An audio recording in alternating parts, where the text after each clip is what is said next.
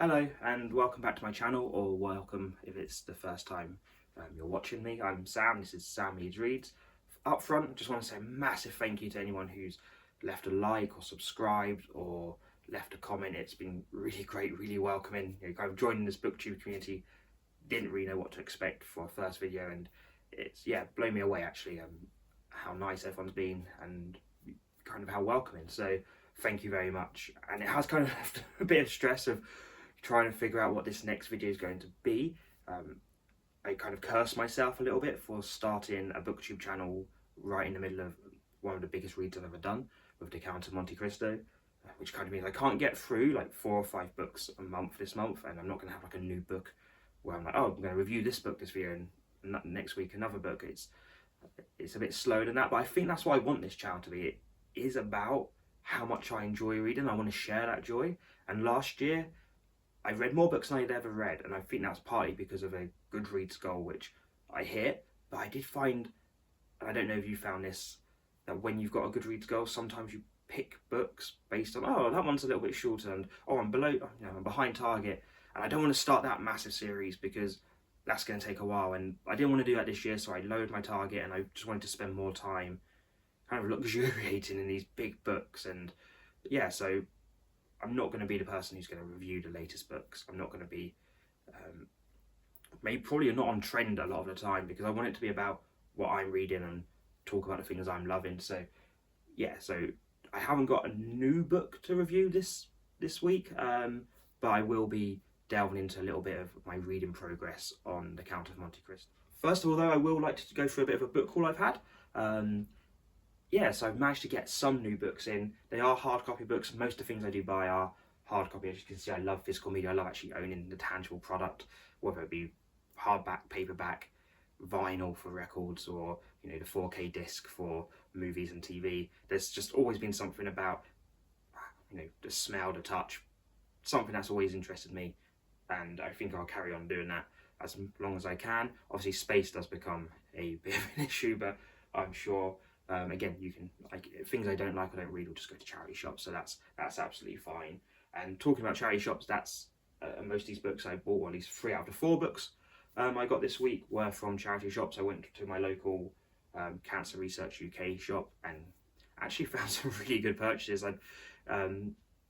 It was interesting, my kind of shopping trip, because it was my first trip out with my son, who's been potty training. It was our first trip out for me and him, or him at all, without any kind of nappies on, no training pants, just pants, and getting him to ask to go to the toilet, which he did really well, and it all went really well. And I also got some new books, so everyone was kind of a winner with that one. Anyway, I'll start going through the books I've got. My first book I picked up, which I was really happy to actually see there, was Booth by Karen Joy Fowler. So this book is one I've really been interested in. I've seen it kind of in Waterstones or online. The cover gripped me straight away. Just love the artwork. I know you shouldn't judge a book by the cover, but it's the thing that's going to sell it to me. First of all, it's a historical fiction book about the John Wilkes Booth and his family. Yes, I don't really know too much beyond that, but I got it a bit of a steal at kind of £2.50 second hand. But to be honest, looking at the book, it's pretty pristine. It doesn't look like it's been read to me, so yeah, that was a bit of a steal. So really happy with that. Secondly, I got Metamorphosis and Other Stories by Franz Kafka. Interesting thing, I for a long time got Franz Kafka and Frank Capra confused, who Frank Capra directed It's a Wonderful Life. So for me, Kafkaesque meant a completely different thing. But I'm really excited to kind of get this. I love the Penguin's Modern Classic range. I've got quite a few of them down lower down on my bookshelf, and yeah, just another one to kind of add to it and expand my reader knowledge. So I'm really looking forward to getting into this one. And lastly, the last book I got from the Cancer Research UK shop was The Big Walks of Great Britain. So one of my kind of goals for the year, or maybe the next 2 years, is to myself go on a long walk, which means camping overnight, being off for a few days just on a walk. And yeah, I thought this might be a big inspiration, give me some ideas. I do have a path in mind that's not on here, but I'll probably talk about that later, and never know, I might even bring you guys along when I do that walk. But yeah, so kind of interesting getting into this one. It's got some great kind of maps, pictures in it. So yeah, for £1.75, I thought I couldn't go wrong. Give that a bit of a read. I've got quite a few, well, I'd say quite a few, like 5 or 6 different books which are non-fiction books about walking, travel writer, travel logs, and I think I probably will do a whole separate video on my favourite kind of writers, things like Bill Bryson, obviously, and yeah, just go into them a little bit more depth in the future. So that was kind of my charity bookshop haul, and then I did venture in to Waterstones as well. Great thing about Waterstones is that they sell those little Lego minifigures as well. So for my son, going out with him on a coffee date, we can say the first thing he wants to do is go to the bookshop, which is a lovely feeling when he's like, let's go to the bookshop. And oh, bit of noise there.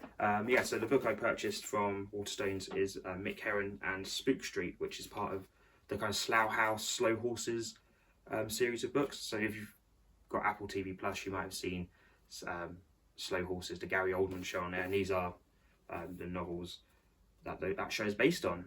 I've read the first 3, and this is the 4th book in the series, and they're really funny, great little spy novels. So yeah, I've not read too much spy novels. I've read a couple of the early James Bonds, and I really want to read John le Carre, but these are fantastic. And for me, I used to work at a company who cast for the first season of this series of Slow Horses. So we were an extras agency basically, and we got people on set. So that was, yeah, so I kind of had a bit of a vested interest in watching the show, enjoyed, and I've actually not watched much more than the first season, but I've really enjoyed the books. I'm probably going to try and get through the books before I get on to the actual TV show.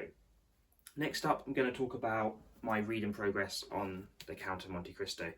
I know a lot of you have been talking about how much you've enjoyed this book in the comments, and how much you're looking forward to hearing me talk about it, which I will go into a lot more depth once I finish the book. I'm about halfway through now, but really loving it still. I've loved how it's switched, and I think I said before that I just got to like what I was calling the myth making part of the book. So obviously if you do it into sections, I'm guessing, obviously not finished it yet, but you've got the capture, the imprisonment, the break out of prison as like one kind of chunk of a novel, and that's all very much from Edmund's point of view. And then the second part of the book, which is what I'm calling like the Italy section, the myth making section, is all these kind of stories that get told around about the Count, and him building his own legend is how I kind of see it. And then I'm now into the bit where he's in Paris, and he's really putting himself into different people's lives, and already his plot seems to be unfolding, which is it's really enjoyable. It's very good. And actually, as I've been reading it, I've been very much wondering whether, obviously his surname's Dante, Edmund Dante, and I wonder how much of kind of the Divine Comedy is in here. Very thinking about how his journey, and there's a lot of, especially in the Italy section, there's a lot of remarks about how the Count looks as a person, how he looks like he's come from, he's a vampire, or he's been brought back from the death. And I think that's a really interesting way to kind of look at this book. And in one way you can look at his escape, or his from imprisonment, and his enlightenment in terms of his knowledge as being like a rebirth. But in another way, I think you could look at it as he's gone through the circles of hell, he's gone to the depths, and now he's come back out the other side. He's not just reborn, he is the living dead. So I think that's a really kind of interesting aspect, and I wonder if it kind of goes more into it. Because the other thing I've noticed, where you've shifted into the Paris or the Italian section, the Rome section at the carnival, and then Paris, is you've kind of shifted away from Edmund's point of view, and you'll hear like it'll say, oh, he muttered this, or he done it, gave a smile, which lets a peek of maybe the Edmund we knew from the first part of the book, but it's very much from the point of view of how other people are kind of experiencing the Count or seeing the Count. So yeah, really enjoying it still, and we'll give a full kind of spoiler wrap up in once I finish it, which I would say is going to be the next vlog, but I'm going to be honest with you, it's probably not. And that's all down to reading habits as well. As I mentioned before in this video, I've got a young kid who I do care for most of the time, and when I'm not, I've got a job as well, so a lot of my reading's done either when he's napping or at night time, just before bed kind of thing. So I try to grab every spare second I can to read, but I don't have as much free time as I'd like to dedicate to reading. So that's everything in terms of books for this week. I did get something else while I was out. There's a lovely record shop in my local town called Collectors 101, and I got the new album, or the debut album, from The Last Dinner Party. And if you've not heard of this band, it's a brand new debut. You might have heard of them. They've been, I think they said, the biggest selling debut in 9 years in the UK. So obviously they've got a big following. They're on Radio 1 a lot. But I saw them at a festival called End of the Road last year, and they were just fantastic. They've got a really well-rounded sound for a debut.